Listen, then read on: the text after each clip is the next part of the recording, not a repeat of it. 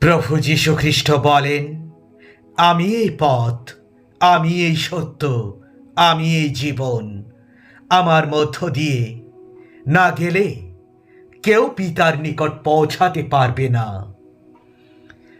প্রভু যীশু খ্রিস্টে তোমরা বিশ্বাস রাখো, তাহলেই তুমি মুক্তি পাবে, তোমার পরিবার পরিজনও মুক্তি পাবে। যদি মুখে প্রভু যীশুকে স্বীকার করো, যদি অন্তরে বিশ্বাস রাখো যে ঈশ্বর তাকে মৃত্যুলোক থেকে পুনর্জীবিত করেছিলেন, তবে মুক্তি পাবেই। ধন্য ঈশ্বর, ধন্য আমাদের প্রভু যীশু খ্রিস্টের পিতা, ধন্য করুণাময়, ধন্য দয়াময়। সমস্ত দুঃখে, সমস্ত সংকটে তিনি আমাদের সান্ত্বনা দেন। তার এই বলে আমরা অন্য দুঃখীকেও সান্ত্বনা দিতে পারি। আমরা যেমন খ্রিস্টের যন্ত্রণার ভাগী হয়েছি, তেমনি তার কাছে সান্ত্বনাও পেয়েছি প্রচুর। আমরা যখন দুর্বল হয়ে পড়ি, তখন পবিত্র আত্মাই আমাদের সাহায্য করেন, কারণ সে অবস্থায় আমরা ঠিক প্রার্থনা করতে পারি না। কিছু আমাদের অব্যক্ত আর্তনাদের মধ্য দিয়ে পবিত্র আত্মা স্বয়ং আমাদের হয়ে প্রার্থনা করেন। অন্তর্যামী পবিত্র আত্মার মন জানেন, কারণ তিনি যে ঈশ্বরের ইচ্ছা অনুসারে সন্তদের হয়ে প্রার্থনা করেন। আমরা তো জানি, ঈশ্বরকে যারা ভালোবাসি, যারা তার কাজ করার জন্য আহুত হয়, সকল পরিস্থিতিতেই ঈশ্বর তাদের কল্যাণ করেন।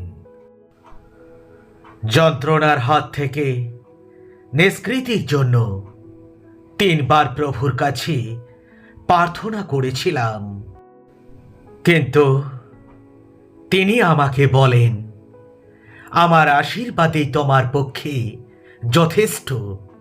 তোমার দুর্বলতায় আমার শক্তি পূর্ণতা পায়। তাই আমার দুর্বলতা নিয়ে আমি সানন্দে গর্ব করব, যেন খ্রিস্টের শক্তি আমার মধ্যে সঞ্চারিত হতে পারে। তাই তো খ্রিস্টের জন্য সকল প্রকার দুর্বলতা, অপমান, অনটন, নির্যাতন ও বিপদ আমি হৃষ্টচিত্তে বহন করি। কারণ আমি যখন দুর্বল, তখনই তো আমি শক্তিমান। যিনি পাপীদের এত বিরুদ্ধ আচরণ সহ্য করেছিলেন, তার কথা ভাবো, তাহলে আর তোমাদের মনে হতাশা জাগবে না। পাপের বিরুদ্ধে তোমাদের সংগ্রাম এখনো রক্তক্ষয়ী আকার ধারণ করেনি। তোমরা কি সেই আশ্বাস বাণীটি ভুলে গেলে, যেখানে তোমাদের পুত্র বলে সম্বোধন করে বলা হয়েছে, বৎস, প্রভুর শাসনকে তুচ্ছ করো না। তিনি অনুযোগ করলে হতাশ হইও না, কারণ প্রভু যাকে ভালোবাসেন তাকেই তিনি শাসন করেন।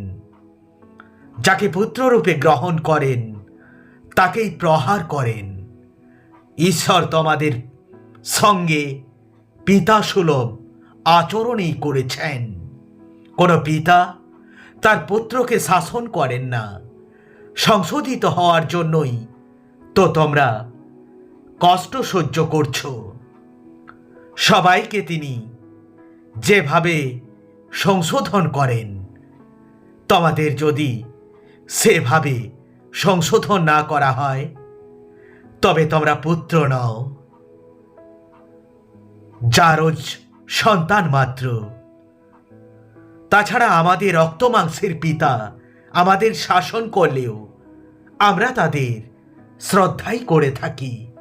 তবে বিশ্বপিতা, যিনি তাকে আরো বেশি মান্য করো, জীবন লাভ করব না কেন?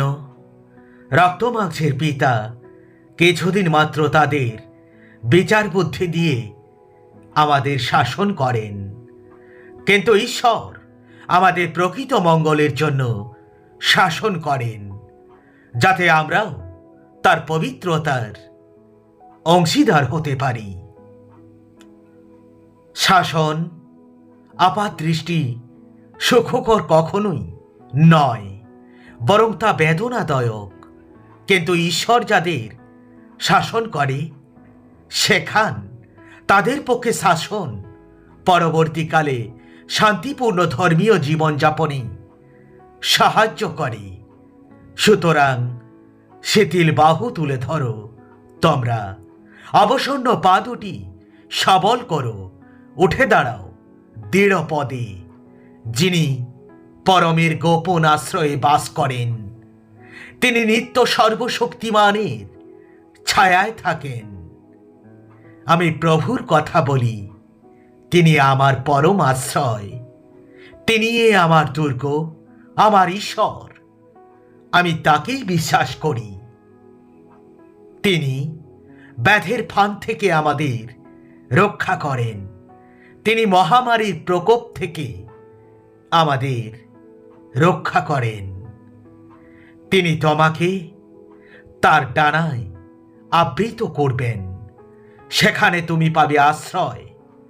সেই ডানাই হবে তোমার ঢাল ও চর্মফলক। রাতে বিভীষিকা তোমায় ভয় দেখাতে পারবে না, দিনের আলোয় ছড়া তীর তোমাকে ভয় দেখাতে পারবে না। রাতের অন্ধকারে চুপি চুপি আসা মড়ক তোমাকে ভীত করবে না। দুপুরের আলো কাঁপিয়ে আসা মহামারীও তোমাকে ভীত করবে না।